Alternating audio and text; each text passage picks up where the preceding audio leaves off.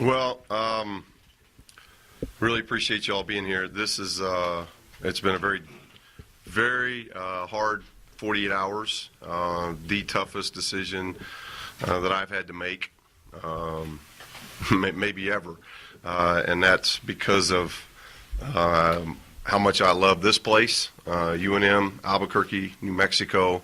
The fans, our entire setup here has been amazing. It really came down to making the decision to have an opportunity to go to UCLA. It's the pinnacle of college basketball. It's one of those lifetime opportunities that is really, really difficult to pass up. And it wasn't something that I went looking for. UCLA sought me out. I think it's a great compliment to New Mexico, to UNM. That UCLA, and when you talk about UCLA, you are talking about the pinnacle of college basketball, incredible university that wants something from New Mexico, and it's about as good a compliment as I can give UNM and New Mexico. Is that I thought I was going to be here a long time. I just signed a 10-year deal. That was the plan. Sometimes plans get messed up, and the timing, you never know what it is, but I had no idea that this opportunity would present itself. I'm humbled. I'm honored. I'm very excited about it. I'm excited about the challenges of leading a program and being at an institution that my childhood, one of my childhood heroes, in John Wooden, who's from Indiana, obviously walked that sideline at Pauley. That is it's kind of still eerie and probably hasn't sunk in yet to the meaning of all of that. But I just can't thank UNM, and I can't thank the people of New Mexico and the Albuquerque community enough. Our family has had nothing but good times here. The people have treated us unbelievable. As a media group, you have been tremendous. It's just been a great relationship over and through everything, and I can't say thank you enough. This was something that just came out of left field. That was an opportunity that I just felt, from our family and from my career, I couldn't pass that up, and I'm excited about it. But again, it had nothing to do with UNM. It had nothing to do with, I'm very, very proud of what our program's been able to do through 6 years. We've built something very special. Winning 6 championships in 6 years and winning back-to-back championships for 2 straight years is one thing, and those titles will always mean something to me. But I think the biggest thing that I'll take with me, and the lifelong friends that I've developed here in the area, is one. Secondly, will be what I've seen our young men grow into.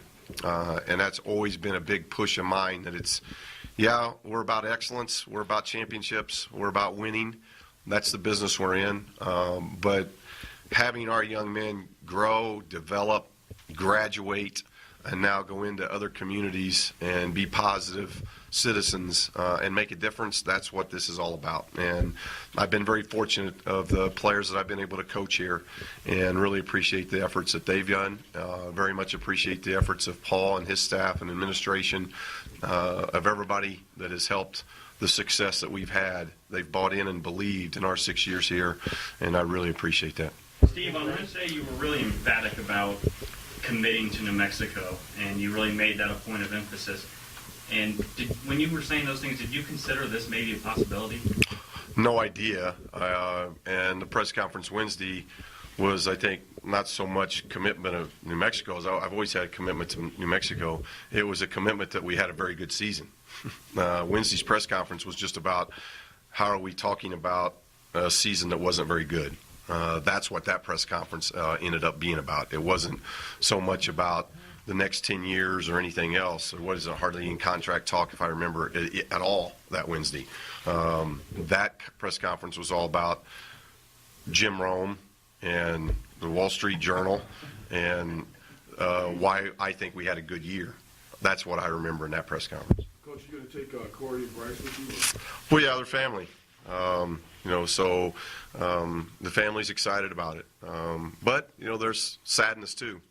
because we've loved it here. Every family member here has loved it.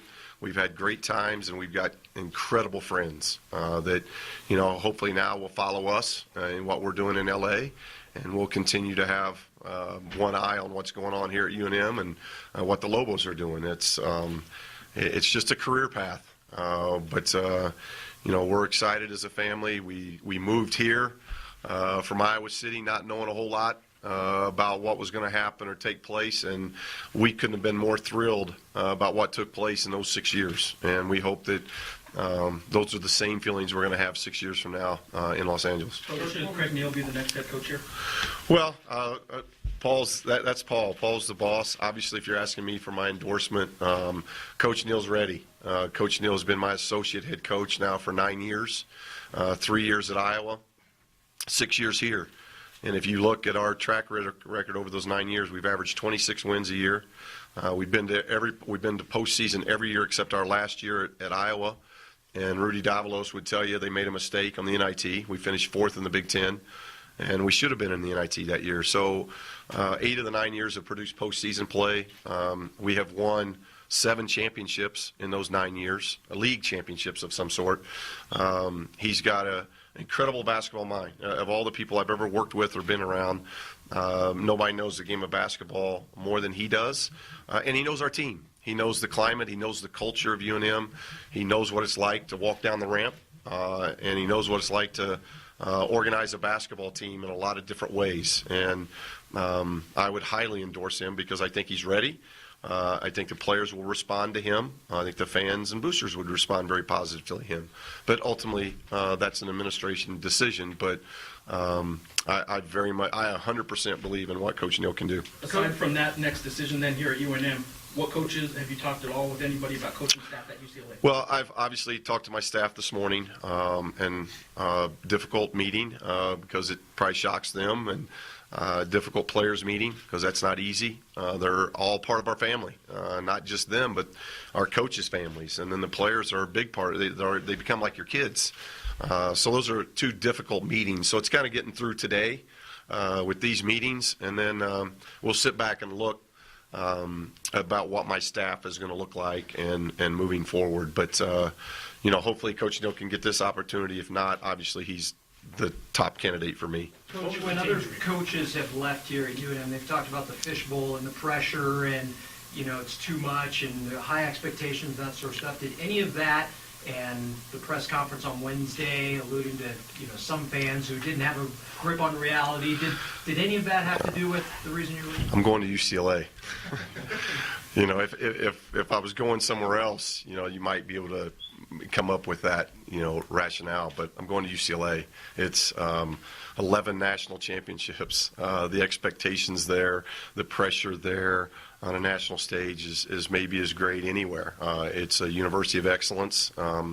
There's a lot. I think in my business, JP, there's pressures, at every turn. You look at what we've done in 6 years. To have a press conference like we had on Wednesday, that's odd. It's odd to me because of what we've done in 6 years, but it is. It's what have you done lately? Well, what have you done lately? You lost to Harvard. You forget that we cut down nets at UNLV, and that was fun. I want our fans to remember that they can change the floor at UNLV, they can change the signage at UNLV, but I guarantee those are the nets they shot on. And to cut those nets down 2 years in a row, that's a lot of fun. So, no, that had nothing to do with it. In fact, Wednesday, I had no knowledge of anything. This really has been a quick 48-hour period, a lot of stress, a lot of talks with the family, but it just felt right. It feels awful to leave here because you're so happy. And I know I could have been happy here for a long, long time, and we would have continued to win, and we continue to win championships. But when an opportunity presents itself like UCLA, it was just really difficult in the end to say no to that. Coach, you talked about it being a hard decision. Was being happy, like you just said, part of it, and then were you thinking about loyalty and all that stuff and what you built here? Yeah, you think about all those things. And I hope, I know there's going to be, people are, be upset, be frustrated. That's all part of the emotion. I feel those same things. trust me, there's a lot of sadness that comes into this because we put our stamp on a lot of things. The pit was renovated during our tenure here. This wing of the pit, I helped. Paul did a great job in allowing Coach Neal and I to be a part of those drawings and actually being the architect of this wing. We got to see the flow of our strength room, our training room, our locker rooms. We got the planning of all that. And then when you look at the pictures in our offices, that's our fingerprint. So it's hard, but it's the 4 rings that we won here will go with me.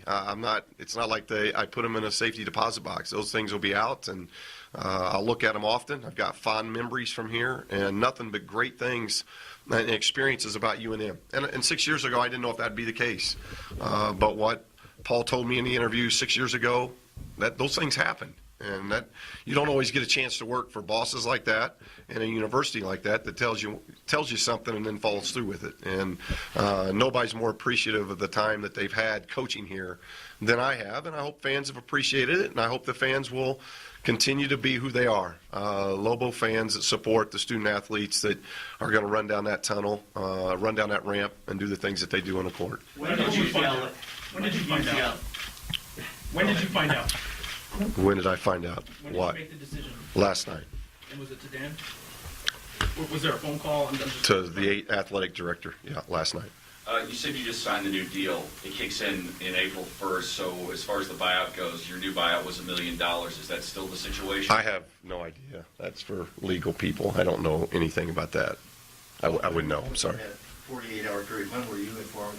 Was it presented to you by Steve as a done deal, or did you know that talks were ongoing? Talks ongoing. To Paul, I'm sorry. Yeah, no, I basically talking to UCLA and their administration, and then I texted Paul last night, and we got on the phone early this morning. Okay. But Paul, was it presented to you as a done deal the first time you? I got a call from Dan Guerrero late last night. I had already retired for the evening, so I didn't get the call, but Dan left me a message, and then Coach Alford and I talked this morning, and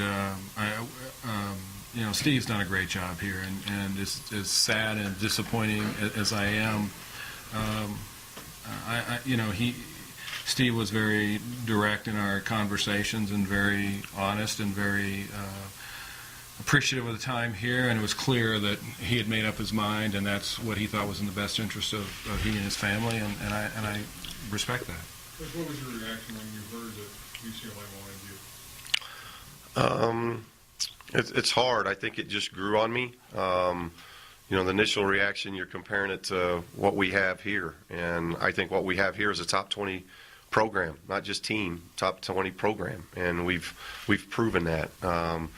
So I think as I started thinking about it, it was a humbling experience because of my roots. I grew up in Indiana from first grade through fourth grade. I lived in Martinsville, Indiana, home of John Wooden.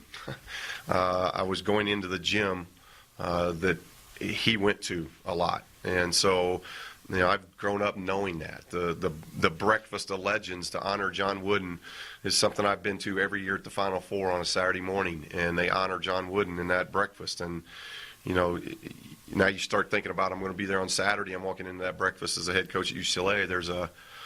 It's a very humbling experience, but it does prove that what we've done here, people have noticed at the highest level, and I think that's what I'm going to be most proud of as I start my new era of coaching at UCLA, is how proud I can look back and say, these doors were opened and this opportunity presented itself because of what took place at UNM. Coach, there's already players on the current UNM team talking about what their future is. I'm curious what your message would be to them. Would you accept transfers from UNM? Well, it's hard. I don't want anything but success for this program. I want them to continue to be successful. So there's going to be a lot of emotions today, Jeff. Players, they should be upset. They should be frustrated. I'm upset. I'm frustrated, even though I'm very excited and it's a happy day for me and my family. There's some sadness to it too, and part of that is the players, because you grow very attached to them. You're with them every day. You're developing them in every way, shape, and form, socially, academically, athletically.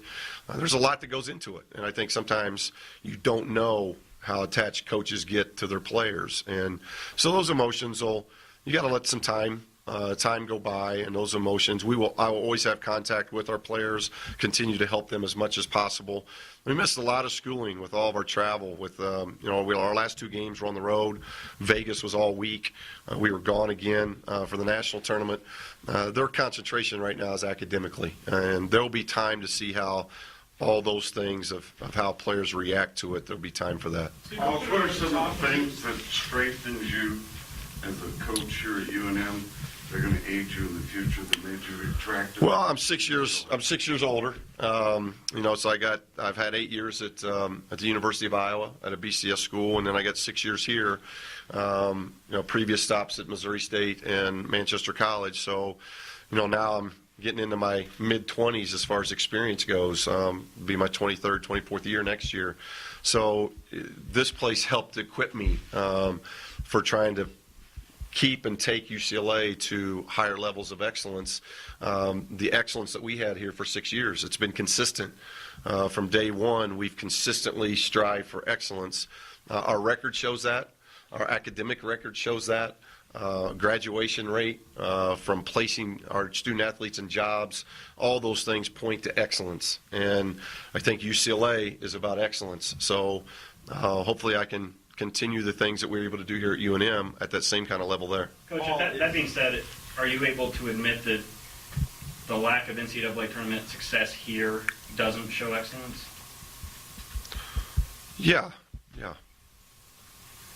How about future Lobos, guys that have signed to want to play under you here as Lobos? Are they going to try to follow you now, or what's that Well, I think the emotion will die down, in 48 hours or so, and the school obviously will be in contact with those individuals and just try to work through it the best possibly way, and hopefully that means they're going to stay at UNM and be Lobos. Paul, what are your thoughts on Coach Neal and him being the possible lead candidate for this job?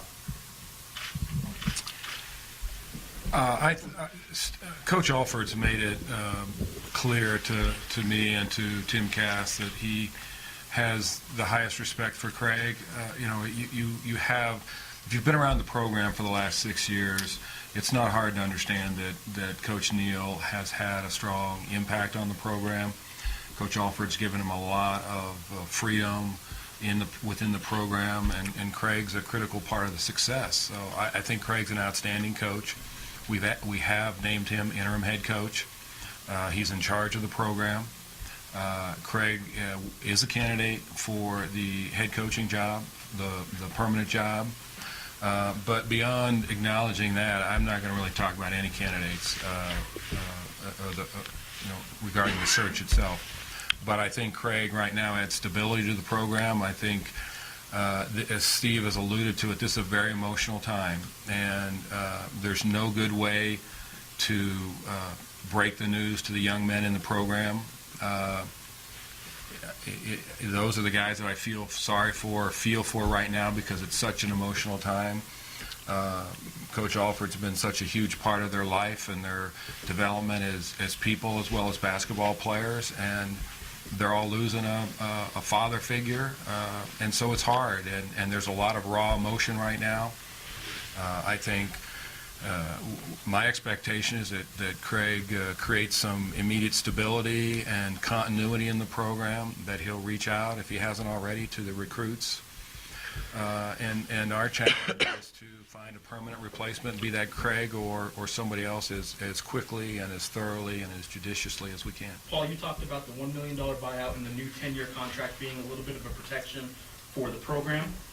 That contract, correct me if I'm wrong, does not take effect until April 1st. So there is no $1 million buyout. Is that correct? I'm not a lawyer. You heard Steve. Coach Alford and I haven't talked about that. There was a letter of agreement signed. Is that a contract? Our lawyers. Here's what I know, Jeff. Coach's old contract had a buyout in it, and the new contract that was being written based off a letter of agreement had a buyout in it. One way or the other, there's a buyout.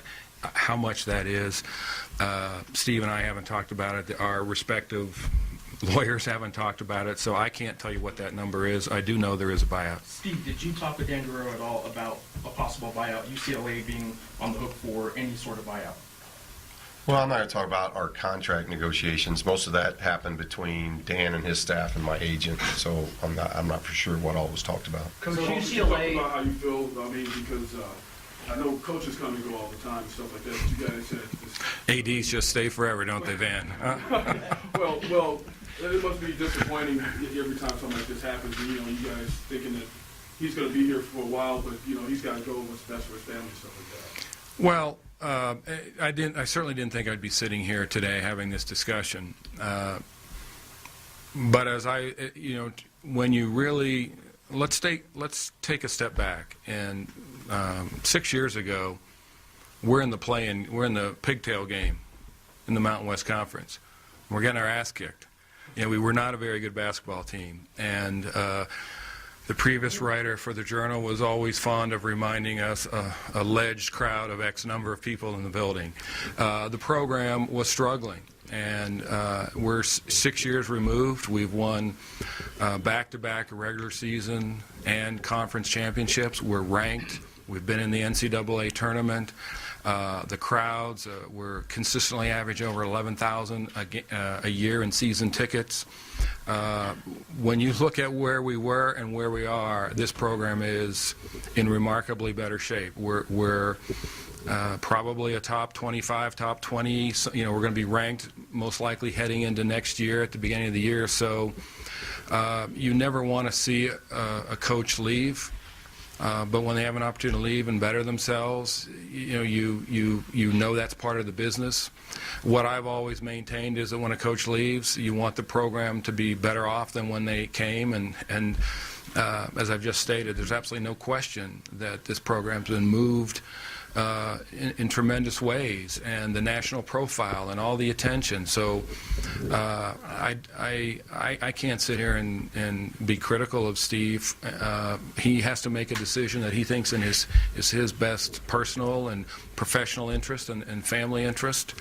Our families are good friends, so it's disappointing, but I understand it. It is part of the business, and our challenge now, Van, is to go out and find the next leader, be that Coach Neal or somebody else, to advance this program even farther, take it even higher than Coach Alford has, and that responsibility rests with me and my staff, and it's really how an AD is ultimately judged. Coach, do you have any regrets in the past 6 years?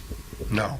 I've had an incredible journey here. I've loved everything about UNM, from administration to my coaching staff, to our players, to the staff that's under me, from whether it's marketing or sports information or trainer or strength coach or academic advisor, travel agent. We've had so much help in developing our program, and as Paul's alluded to, we took over a tough situation, and now he's exactly right. It's a top 20 program, and to do that and build that in a 6-year period, and graduate our young men, everything that we dreamed of as a coaching staff from day one, or that trip we took to the Bahamas that we didn't think we could even come back and win 5 games. The things that we've been able to do, in my mind, are remarkable, and I feel very pleased with that, of the mark and the program. And it's a sad day for me in a lot of ways, in that I'm leaving something that I've had a lot of hand in building, but it makes me very proud that I feel like it's in much better shape, and the culture of men's basketball has a real identity to it, not just on the court, but in the classroom as well. You said that you told us Wednesday that Sweet 16 wasn't the specific benchmark you were putting on this program. Is UCLA going to accept not having specific benchmarks? I have no idea what UCLA is going to accept. Sweet 16, as I alluded to Wednesday, no other UNM team has made it to the Sweet 16. So there obviously is a hang-up here on Sweet 16, but no other team has ever done that. If you look at our 6 years here, we've got a lot of firsts. It would be another press conference to talk about all the firsts that we've done, from road wins to championships to grad rate to APRs to you name it. there's been a lot of firsts. And the one thing we weren't able to do in 6 years was to become the first Lobo team to make it to the Sweet 16.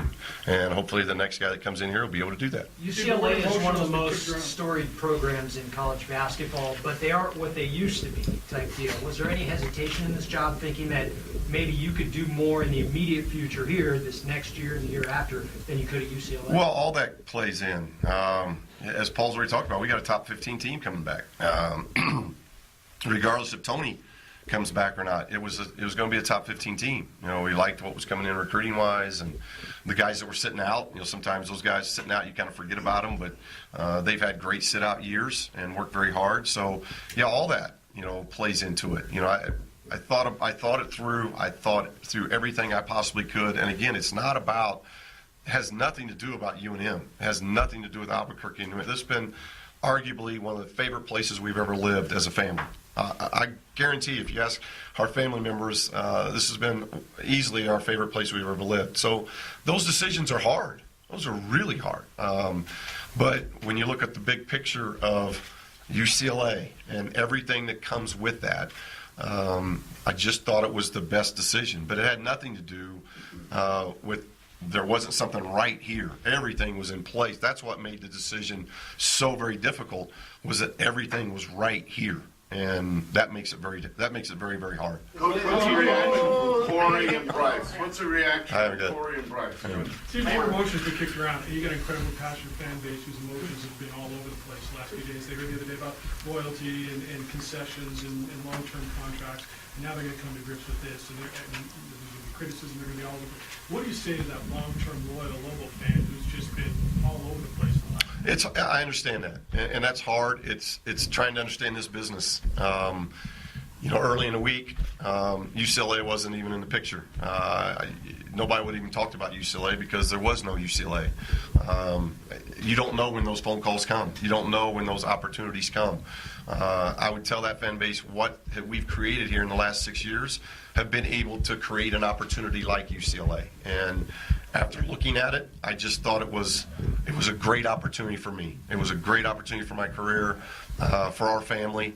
But again, it had nothing to do with. It was as on Monday, Tuesday, Wednesday. I thought this was where I was going to be. I could see myself retiring here. We love the community. We love the people.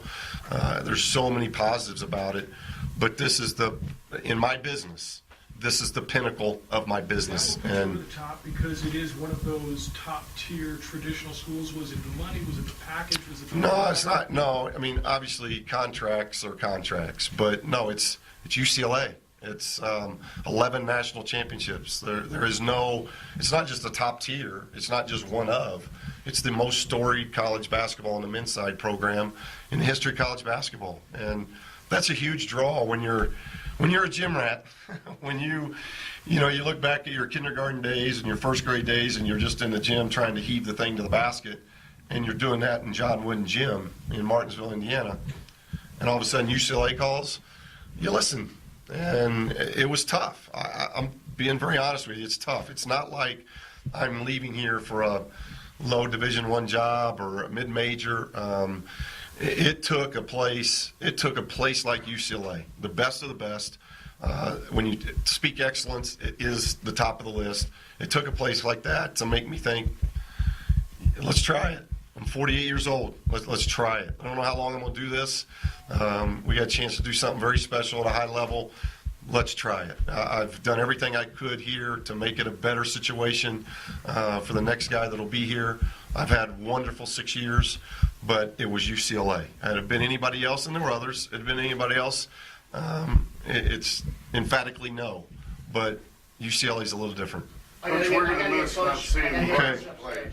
Thank you very much. I appreciate it. Thank you. Coach, they just retexted you the number.